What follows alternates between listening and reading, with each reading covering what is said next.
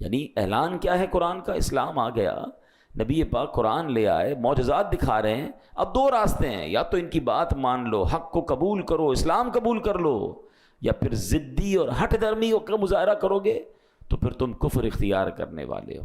تو اے میرے پیارے اسلامی بھائیوں، کفر سے پلٹنے کے لیے بھی مطالبات جو کر رہے ہیں ان کو گویا تنبیہ کی گئی، وارن کیا گیا. اب لیکن ایک بڑا اہم سوال ہے اس پورے سینیریو میں، اب ذرا غور سے سنیے گا.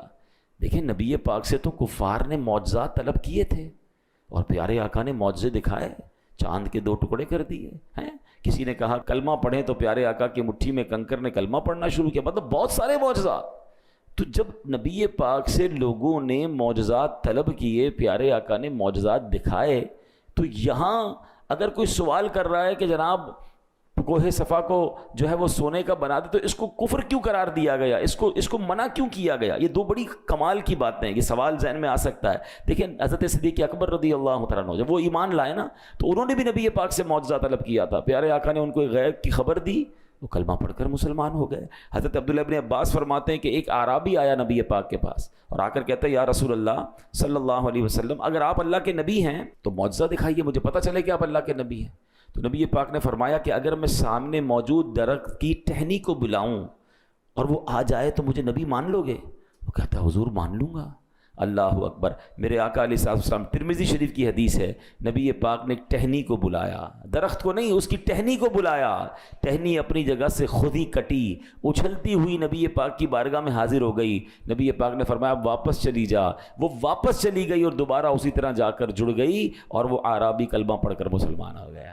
تو ایسے تو بہت سارے واقعات ہیں کہ پیارے آقا سے معجزات طلب کیے گئے، نبی پاک نے معجزات دکھائے، لوگ ایمان لے آئے. سبحان اللہ.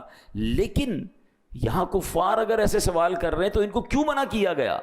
تو یاد رکھیے کہ یہ بات، اس میں فرق کیا ہے، ڈفرنس کیا ہے. بتایا امام فخر الدین رازی فرماتے ہیں بہت سیکھنے کی بات ہے.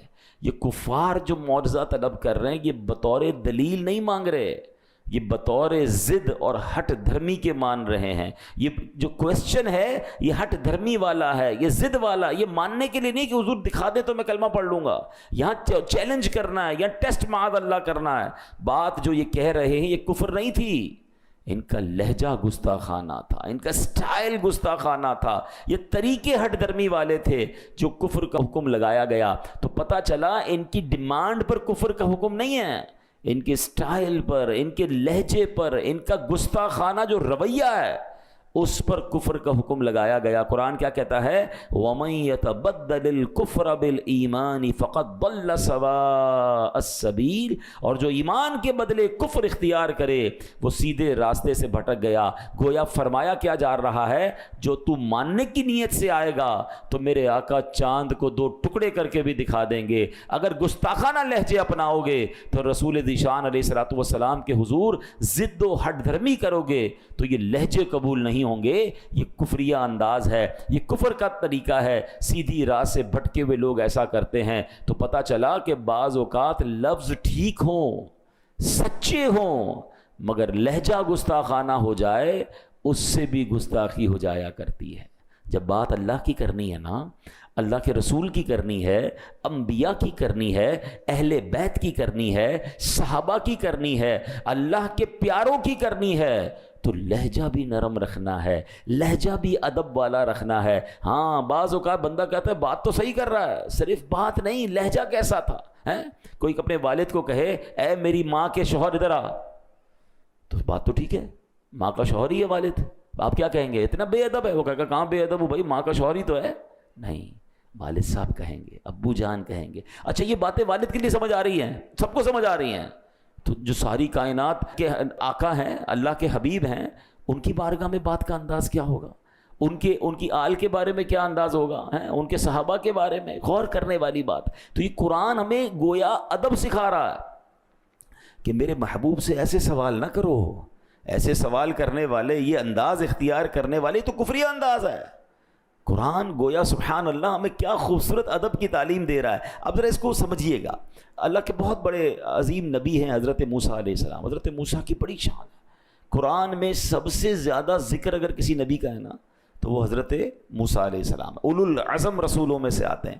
آپ نے اللہ سے ایک بار بڑی پیارے انداز میں ریکویسٹ کی, اے رب مجھے اپنا جلوہ دکھا دے تاکہ تیرا دیدار کر لوں. تمنا کیا ہے؟ اللہ کو دیکھنا ہے. ارشاد کیا ہوا؟ لن ترانی, تو مجھے ہرگز نہ دیکھ سکے گا. مگر پھر بھی اپنی ایک تجلی دکھائی رب نے, کوہ طور پر اپنی تجلی نازل کی. ٹھیک ہے, ریکویسٹ ہوئی, کچھ نہ کچھ عطا کیا گیا. ایسا ہی ایک مطالبہ کیا تھا حضرت موسیٰ کی قوم نے, قرآن اس کا بھی ذکر کرتا ہے, یا موسیٰ لن نؤمن لک حتی نری اللہ جہرا, اے موسیٰ ہرگز ہمارا یقین نہ کریں گے جب تک اعلانیہ خدا کو نہ دیکھ لیں. مطالبہ تو یہ بھی یہی تھا, اللہ کو ہی دیکھنا تھا نا, حضرت موسیٰ نے بھی دیکھنا تھا. ادھر تجلی دکھائی جا رہی ہے, یہاں کیا ہوا؟ قرآن جواب دیتا ہے. انداز یہاں ڈیمانڈ کیا تھی؟ اے اللہ تیرا دیدار کر رہے ہیں, نہیں ہم دیکھیں گے تو ایمان لائیں گے, ورنہ ایمان ہی نہیں لائیں گے. اسٹائل چینج ہے نا, انداز چینج ہے, چیلنجنگ ہے, گستاخانہ ہے. کیا ان کو بھی جلوہ دکھایا گیا کہ انہیں بھی تجلی دکھائی گئی؟ قرآن کہتا ہے ان کا کیا حال ہوا؟ فَأَخَذَتْكُمُ الصَّاعِقَةُ وَأَنْتُمْ تَنظُرُونَ, تو تمہارے دیکھتے ہی دیکھتے تمہیں کڑک نے پکڑ لیا, یعنی ان پر عذاب نازل کیا, ان پر ایسا عذاب نازل کیا کہ ان کو تباہ کر دیا گیا. مطالبہ دیدار کا تھا مگر عذاب آیا. بات سمجھ آ رہی ہے؟ انداز گستاخانہ تھا, انداز چیلنجنگ تھا, انداز کچھ اور تھا. بات بعض اوقات ٹھیک کرتے کرتے لوگ انداز گستاخانہ اختیار کر لیتے ہیں.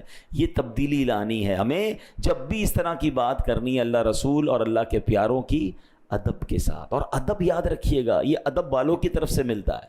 آپ با ادب لوگوں کے ساتھ رہیں گے نا تو پھر با ادب آپ بنیں گے. آپ بیٹھتے ہی ان کے ساتھ ہیں جو جارحانہ گفتگو کرتے ہیں, بے ادبی والی بات کرتے ہیں. آپ چیک کریں کہ آپ نے بیان بھی اس کا سننا ہے, آپ نے بیٹھنا بھی اس کی صحبت میں ہے کہ جب وہ اللہ کا نام لیتا ہے تو اس کا انداز کیا ہوتا ہے, جب وہ رسول کریم علیہ الصلوۃ والسلام کا نام لیتا ہے تو اس کا اسٹائل کیا ہوتا ہے, ادب والا, پیار والا. صحابہ, اہل بیت, اولیاء کا ذکر ادب کے ساتھ کرتا ہے یا ماد اللہ جارحانہ انداز ہے؟ وہ خود تو ڈوبے گا, ہمیں بھی ڈبا دے گا. ہمیں کیا کرنا ہے اس کے ساتھ؟ یہ قرآن کے ذریعے میں آپ کو گویا یہ پوری بات اب سمجھا رہا ہوں. اے میرے پیارے اسلامی بھائیوں, اب ایک بات یاد رکھیے گا, علم نفسیات میں ایک ٹرمینالوجی ہوتی ہے, آرگیومنٹیٹیو پرسنالٹی. کچھ لوگ ہوتے ہیں جن کا مزاج ہی جو نا جھگڑالو ہوتا ہے, اس کا ہر بات میں اس کا اسٹائل ہی جھگڑا والا ہوتا ہے. یہ باقاعدہ ایک پرسنالٹی کی کیٹیگری ہوتی ہے. حق اور سچ بات پر ان کے لیے ان کے سامنے جتنے بھی دلائل قائم کر لینا, یہ بس کیڑے ہی نکالتے رہیں گے, کسی صورت ماننا ہی نہیں ہے, بس شرطیں لگاتے رہیں گے. یار بات تو تم ٹھیک کر رہے ہو مگر یہ کر لو نا پھر مانوں گا, یہ کرو گے تو پھر مانوں گا, اچھا اس کو بدل لو پھر مانوں گا, جو آپ لے کر گئے وہ نہیں ماننا. وہ انداز ہی یہ ہوتا ہے. ایسے لوگوں کو کیا کہتے ہیں؟ آرگومنٹیٹیو پرسنالٹی, جھگڑالو مزاج بندہ. غیر مسلموں کی بھی یہی طبیعت تھی. اگر اللہ نہ کرے ہم میں سے کسی کی طبیعت ہے, ماننے میں مشکل لگتا ہے, ایکسیپٹ کرنا مشکل لگتا ہے, بدلیں اپنی طبیعت کو. غیر مسلموں کا انداز کیا تھا؟ شرطیں لگاتے تھے. قرآن میں اس کا بھی ذکر ہے, ائتی بقرآن غیر ھذا, اس کے علاوہ کوئی اور قرآن لے آؤ. یعنی چلو بات ٹھیک ہے, مان لیتے ہیں آپ بات صحیح کر رہے ہیں, مگر ایسا کرو اس کے علاوہ کوئی اور قرآن لائیں, پھر آپ کی بات مانیں. خامخواہ یعنی کوئی ایسی بات کرنی ہے کہ پہلے میری مانو پھر تمہاری مانوں گا. حق نہیں ماننا, سچ نہیں ماننا, آلویز آرگیومنٹ. ایک جگہ کہا او بدل ہو, یہ اسے تبدیل کر دو. قرآن تم لائے ہو نا, اس کو تھوڑا چینج کر دو پھر مانیں گے. معاذ اللہ نبی پاک سے اس طرح کے آرگیومنٹ کیا کرتے تھے. اللہ اکبر, یہ کیسی بدبختی ہے. قرآن آ چکا ہے, دلائل قائم کر دیے, حق واضح ہو گیا, اب مان لو. خواہ بہانے لگانا یہ کہاں کی عقل مندی ہے؟ اے میرے پیارے اسلامی بھائیوں, الٹے پلٹے مطالبے کرتے رہتے. اللہ پاک نے فرمایا ام تریدون ان تسألوا رسولکم کما سئل موسیٰ من قبل, کیا تم یہ چاہتے ہو کہ تم اپنے رسول سے ویسے ہی سوال کرو جیسے پہلے موسیٰ سے کیے گئے؟ تو بار بار یہ اس آیت میں سمجھ کیا آ رہا ہے کہ جیسے نبی پاک فرما رہے مان لو, لبیک کہو, ایکسیپٹ کرو, فالو کرو. یہ میرے حبیب سے کوسچنز مت کرو جیسے حضرت موسیٰ سے کیے تھے. اور یہی اسلام لانے کے بعد میری اور آپ کی ذمہ داری ہے. ہم ایمان والے ہیں. اے میرے پیارے اسلامی بھائیوں, بڑی پیاری بات ہم امیر اہل سنت سے سنتے ہیں, اسی منن والے ہیں, سوچن والے نہیں ہیں. ہاں آج کل کیا پرابلم ہو گئی ہے, آج کل بہت کچھ زیادہ ہی پڑھے لکھے ہو گئے نا, تو اب کہتے ہیں یار یہ قرآن کا حکم کیوں ہے, اللہ نے یہ حکم کیوں نازل کیا, حدیث میں یہ آرڈر کیوں آیا, اس کی لاجک بتائیں. آج لوگ قرآن کے اندر لاجک, اپنے نبی پاک علیہ الصلوۃ والسلام کی طرف سے اگر شریعت کے احکام ملے ہیں اس پر لاجک پوچھ رہے ہیں. ہمارا کام لاجک ڈھونڈنا نہیں ہے، ہمارا کام ماننا ہے. یہ کفار کا طریقہ تھا، یوں کر دو تو مانیں گے، یوں کر دو تو مانیں گے. مجھے کسی نے کہا جناب یار یہ قرآن کے جو احکام ہے اس کی لاجک، میں نے کہا پہلے ایک بات بتائیں، ہم ایمان لائے ہیں، اللہ کو دیکھا ہے ہم میں سے کوئی جس کی اللہ سے ملاقات ہوئی ہے؟ جب بے دیکھے رب کو مان لیا، ہم نے تو جبریل سے ملاقات نہیں کی. ہمارا ایمان یہ ہے کہ جبریل امین قرآن لے کر آئے، ہم نے قرآن ان کو لاتے ہوئے نہیں دیکھا، ہم نے نبی پاک سے بھی ملاقات نہیں کی ہے. ہم مانتے ہیں اللہ ایک ہے، قرآن اللہ کی کتاب ہے، جبریل امین وہ قرآن لائے، اور کس پر نازل ہوا؟ ہمارے آقا پر نازل ہوا، وہ اللہ کے آخری نبی ہیں. ہم نے جنت نہیں دیکھی، ہم جنت پر ایمان لائے. ہم نے دوزخ نہیں دیکھی، ہم جہنم کو مانتے ہیں. ہم نے قیامت دیکھی نہیں، ہمارا ایمان ہے قیامت پر، مرنے کے بعد اٹھایا جائے گا، یہ ہمارا ایمان ہے. ہمیں حساب دینا پڑے گا، یہ ہمارا ایمان ہے. یہ ساری باتیں غیب کی ہیں. جب اتنی بڑی بڑی غیب کی باتیں مان لی تو اب چند احکام پر لاجک کیوں ڈھونڈنے نکلے ہو؟ یہ شیطان کا وار ہے، انسان کو اس بحث میں الجھاتا ہے کہ وہ پریشان ہو جائے کہ یار اللہ نے یہ کیوں فرمایا تھا. کیونکہ جب کسی کا آرڈر نہیں مانے گا تو پھر آگے جا کے اس پرسنالٹی کو بھی نہیں مانے گا. یہ ابتدا ہوتی ہے کہ آپ کو پہلے شریعت کے کچھ احکام میں کنفیوز کرتا ہے شیطان کہ یار یہ عورت کو ایک حصہ کیوں ہے ورثے میں، مرد کو 2 کیوں ملتے ہیں، یہ طلاق کا حق مرد کے پاس کیوں ہے. اب یہ وہ سوالات کریٹ کیے جا رہے ہیں کہ اس کی لاجک کیا ہے. شریعت نے کیوں کہ معاذ اللہ مسلمان کہلانے والے بعض اوقات اسلام کے کچھ احکام کو کہتے ہیں ظلم ہو رہا ہے، یہ مجھے سمجھ نہیں آ رہا. میری اور آپ کی سمجھ کیا ہے؟ پھر اللہ کو کیسے مان لیا؟ اللہ سمجھ آ گیا تمہیں؟ غور کریں، ہم غیب پر ایمان لائے ہیں، ہمیں سمجھ آئے نہ آئے، ہمارا یقین ہے کہ اللہ ایک ہے، وہ وحدہ لا شریک ہے، اس کی کوئی اولاد نہیں ہے، اس کا کوئی شریک نہیں ہے، کسی سے پیدا نہیں ہوا ہے. یہ ایمان کی پختگی ہے نا. جب اتنا کچھ مان لیا تو اب شریعت کے احکام میں یہ کوشچن کرنا، کنڈیشنز لگانا، یہ کفار کا طریقہ، اور پھر اس میں لہجہ بھی گستاخانہ، وہ اور بات جو ہے وہ خطرناک ہو جاتی ہے. اے میرے پیارے اسلام بھائی، اب میں کچھ واقعات آپ کو بتاتا ہوں. دیکھیں، ہم سے زیادہ عقل مند صحابہ کرام تھے، ہم سے زیادہ الحمدللہ ویژنری وہ تھے، کیونکہ صحبت کس کی ملی تھی؟ سرکار دو عالم علیہ السلام کی. مگر look at the way of اوبیڈینسی، ان کا فرما برداری والا انداز کیسا تھا. یاد رکھیے، شراب پہلے حرام نہیں تھی. اسلام کے ابتدائی سالوں میں شراب حلال تھی اور لوگ بڑے شوق سے شراب پیا کرتے تھے.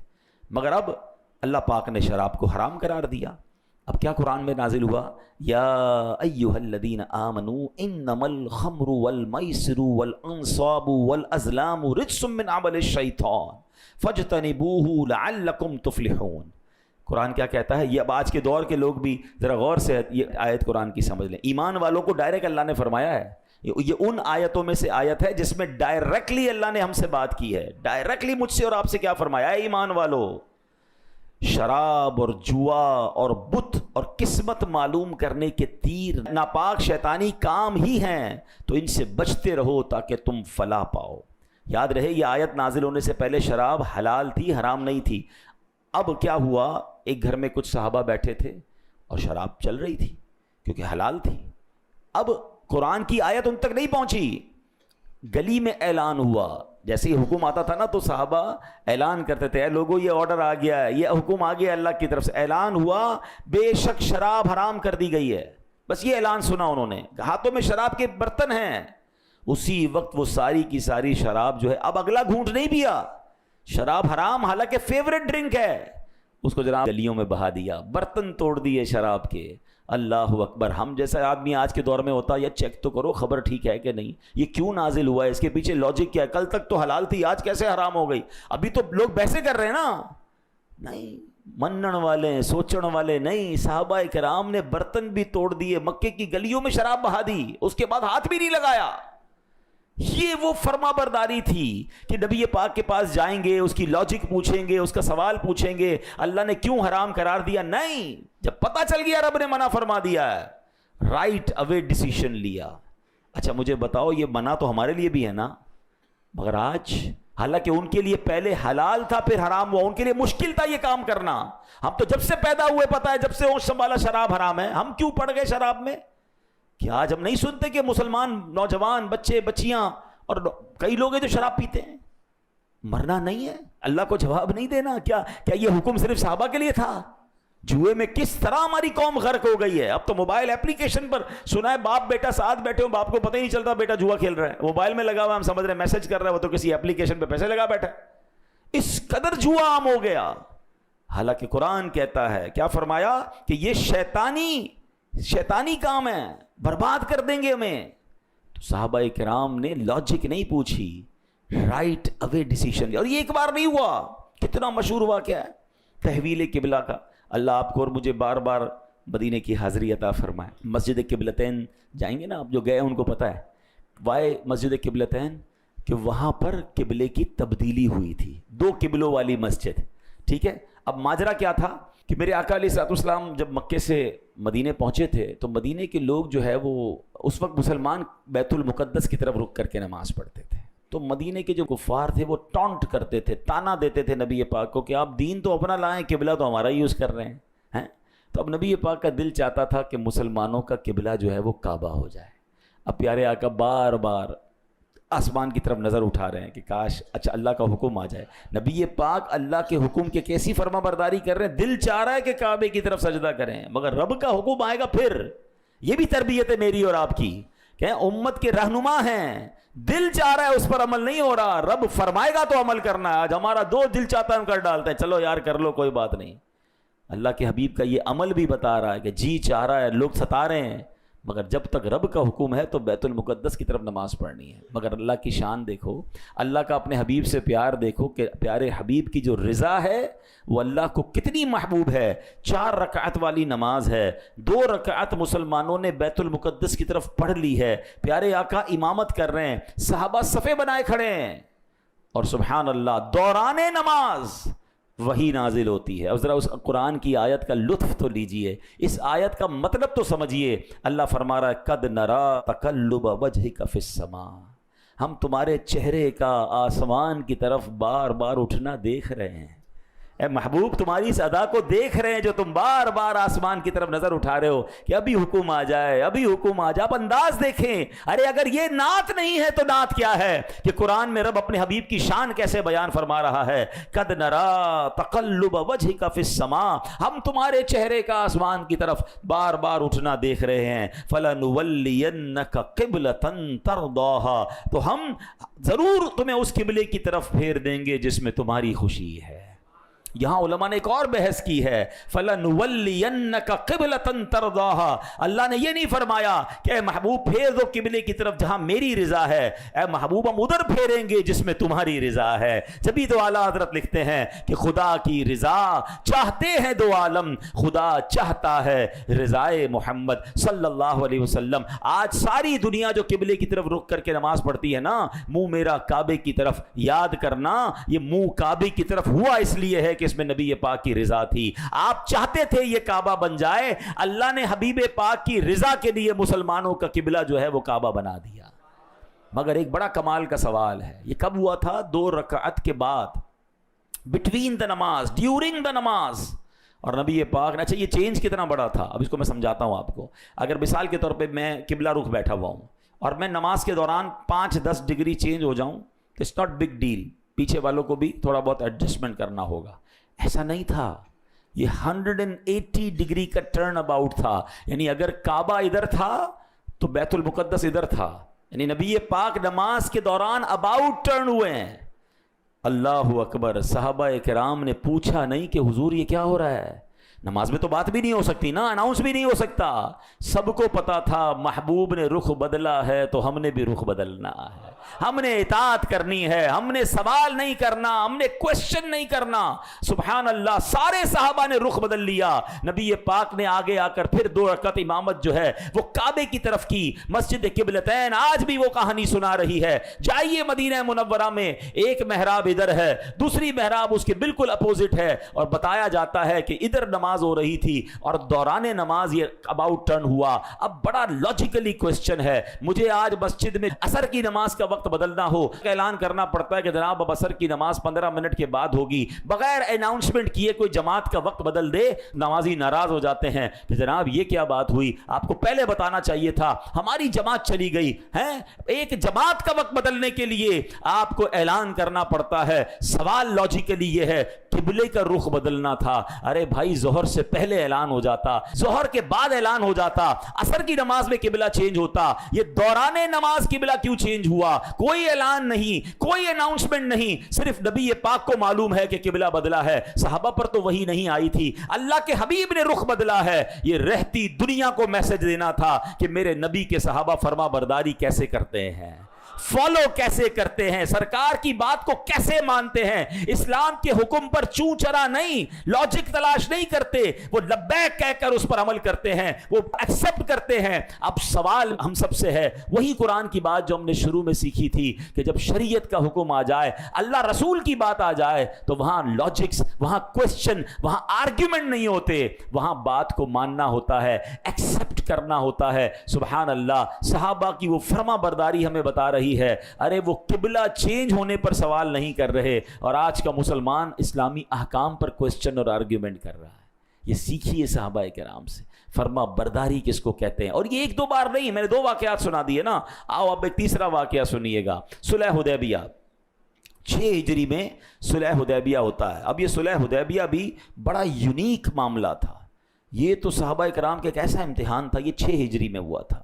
مکے سے مدینے صحابہ جا چکے تھے، اور ان میں اکثر وہ تھے جو مکے میں رہنے والے تھے۔ خود نبی پاک کی 53 ایئرز کی لائف جو ہے وہ مکے میں گزری ہے۔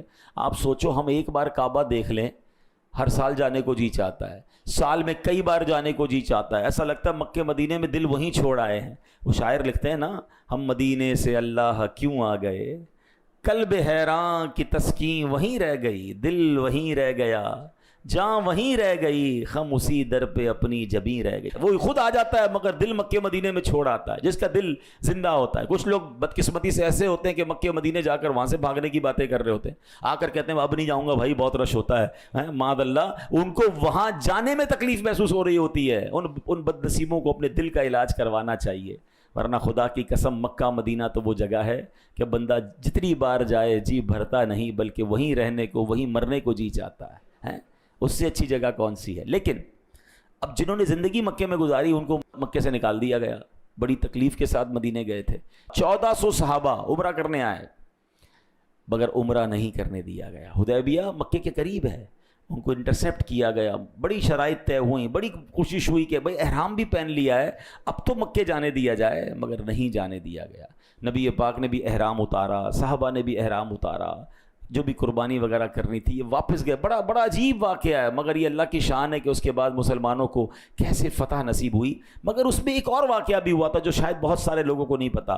صحابہ میں سے بہت بڑی تعداد صحابہ کی وہ تھی جن کو شکار کی عادت تھی، وہ روز شکار کرتے تھے، ظاہر شکار کر کے کھانا کھاتے تھے، اپنے روزمرہ کے معاملات دیکھتے تھے۔ احرام کی حالت